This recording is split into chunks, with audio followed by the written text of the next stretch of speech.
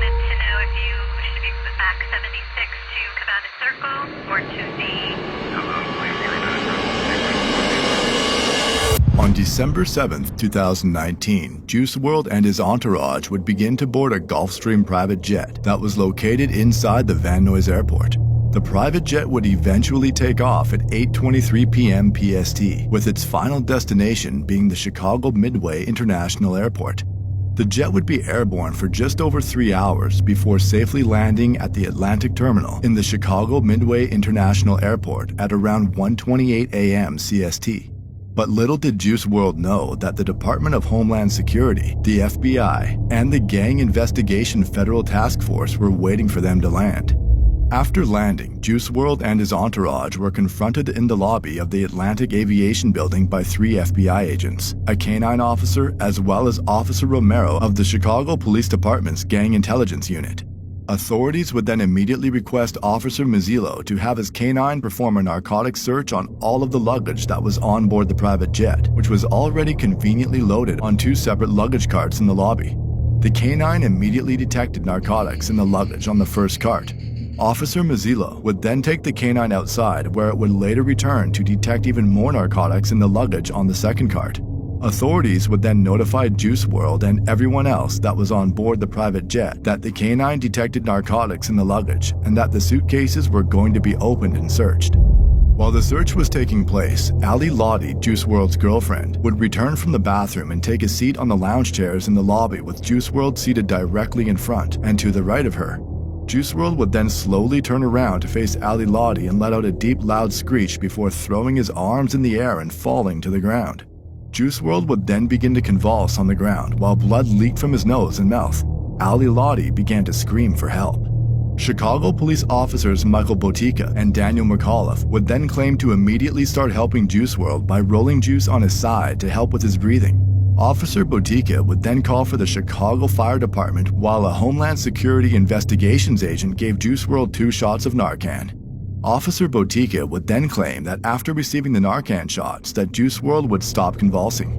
Juice Wrld was then transported to the Christ Hospital in Chicago by the Chicago Fire Department paramedics, while the authorities would uncover 41 vacuum-sealed bags containing 70 pounds of marijuana and 6 prescription bottles of codeine. After the search, 2 members of Juice Wrld's entourage were taken into custody by police. The first individual was a man by the name of Henry Dean, who was Juice Wrld's personal security guard at the time. Henry Dean was never on the private jet, but was waiting for them to land at the Chicago International Airport along with a limousine service to pick Juice Wrld and his entourage up in. After getting word that Juice Wrld safely landed, Henry Dean would enter the airport to help everyone that was on board the flight with their luggage, but was quickly stopped by authorities. Officers would then ask Henry Dean if he had any weapons on him, which he would inform them that he did, in fact, have 2 firearms on him but has a valid firearms owner ID as well as a concealed carry license. Unfortunately, these licenses did not allow him to carry a concealed firearm inside an airport, and police eventually arrested Henry Dean on 3 charges relating to the firearms he had in his possession. The other individual arrested was Chris Long, Juice Wrld's personal photographer and videographer. Chris Long was arrested after authorities discovered a bag containing camera equipment along with a .40 caliber pistol hidden inside. When asked who the bag belonged to, Chris Long would claim ownership of the bag but denied any knowledge of there being a firearm inside. Chris Long would then be arrested and charged with unlawful possession of a firearm at around 2:03 a.m. on December 8, 2019. A little over an hour later, Juice Wrld would be pronounced dead by Dr. Sean Motsney at 3:14 a.m. The cause of death was later revealed to be oxycodone and codeine toxicity. Everyone else that was on board the private jet was free to go without any additional charges. But what about the 70 pounds of marijuana that was trafficked over 2,000 miles across the country? It was stated that neither of the suitcases containing the vacuum-sealed bags had any name or personal items that could be linked to any of the passengers on the jet, and nobody claimed ownership of the suitcases either. But why was it even on the jet in the first place? Juice Wrld was a rich and famous superstar. Why would anyone put Juice Wrld in that position in the first place? Regardless, the feds weren't just going to let drug trafficking slide, right? After looking further into the police report, something odd stood out to me, and that was the fact that the Gang Investigation Federal Task Force was waiting for them to land. I can understand that if the pilot called in a tip stating that there were narcotics and firearms on board, why the Department of Homeland Security, the FBI, and the police being there. But the Gang Investigation Federal Task Force seemed strange and oddly specific. I began to do more research, where I eventually discovered that just 6 days before Juice WRLD's sudden overdose, the Chicago Tribune released an article claiming that the FBI is in town to investigate the death of a Chicago rapper who went by the name of Shoota Shells.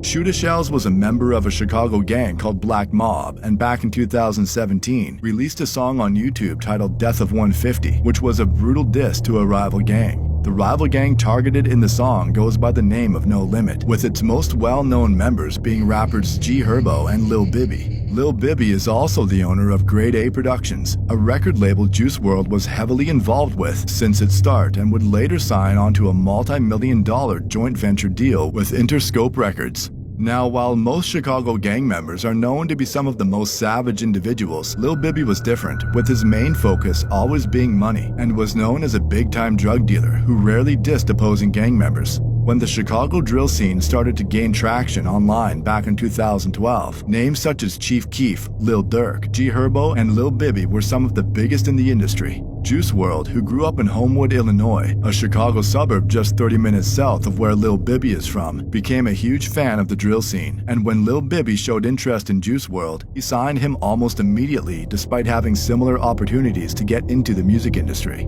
After signing, Juice WRLD, who had no gang ties prior to meeting Lil Bibby, was now acting as if he was a lifelong No Limit gang member, and began involving himself in very serious situations that had absolutely nothing to do with him. For example, Juice WRLD would start dissing a guy by the name of Posto. Posto was a member of a Chicago gang called Lakeside, which rivals No Limit, and was brutally murdered back in November of 2013 at just 18 years old, after being shot in the head while standing in the first-floor hallway in a building located on the 2700 block of East 80th Street in Chicago. And on my wrist is a glass house. Smoking Pasto till I pass out. So what you say about Pasto? This is a dirty ass out. Juice WRLD would also diss another No Limit rival who went by the name of Lil Mister. Lil Mister was a well-known Chicago drill rapper and a member of a Chicago gang called Wooga World.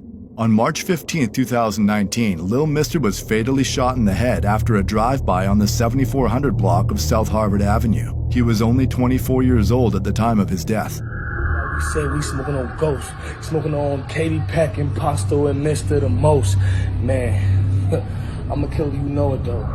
In addition to all that, Juice WRLD also began to drop rakes, which is a gang sign used to disrespect anyone affiliated with the Gangster Disciples.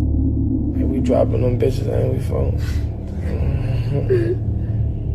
Most of these subtle yet very serious expressions of disrespect would go over the heads of the majority of Juice WRLD fans, but fans of the Chicago drill scene would immediately take notice and criticize Juice WRLD and No Limit online. One Chicago drill specialist by the name of Rasha947 would comment, "Wow, this is actually shameful.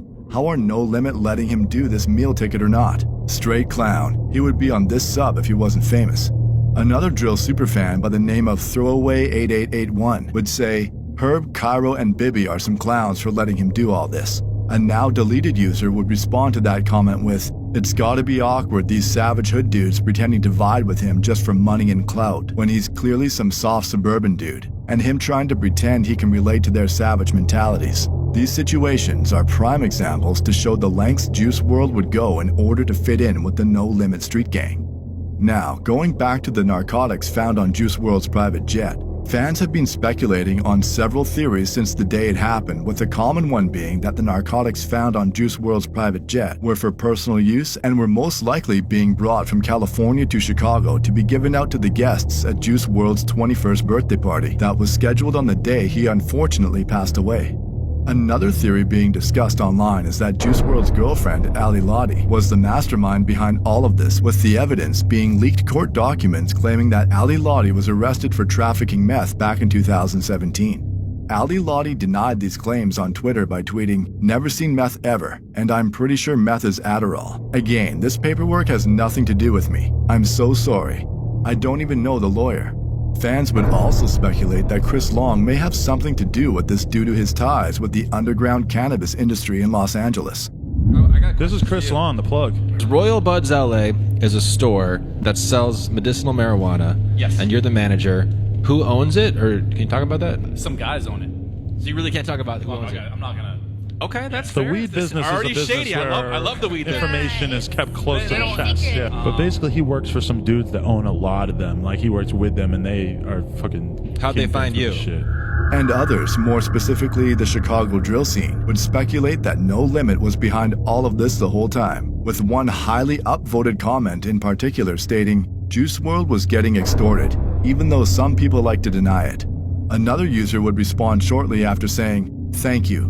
Why would Juice World be traveling on a jet with so much weed? No Limit was using him as a crash dummy. He just so happened to be a superstar.